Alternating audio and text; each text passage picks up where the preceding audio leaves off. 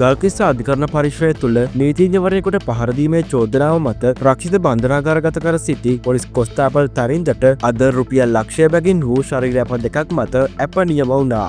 එහිදී ඔහු වෙනුවෙන් සිවිල් ක්‍රියාකාරීන් රැසක් අධිකරණ පරිශ්‍රය අසලට පැමිණ සිටියා. එහිදී ඔවුන් නිහඬ විරෝධතාවයක නිරත වූ අතර කොස්තාපල්වරයාට ඇප ලැබීමෙන් පසුව ඔවුන් කොස්තාපල්වරයා පිළිගත්තේ මෙලෙසින්. එසේම මෙම සිද්ධිය සමත මණ්ඩලයට යොමු කිරීමට ගල්කිස්ස මහේස්ත්‍රාත්වරයා නියෝග කළා.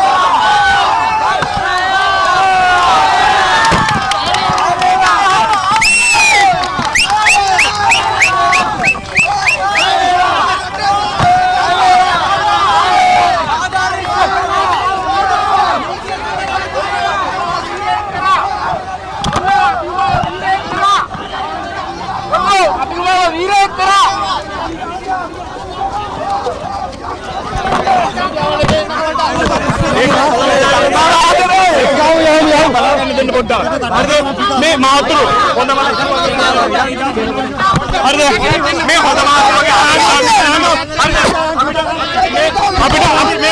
අපිට ලොකු වගකීමක් තියෙනවා. හරිද? අපිට ලොකු වගකීමක් තියෙනවා. ඒක නිකන් තේරුම් ගන්නකො. හරිද?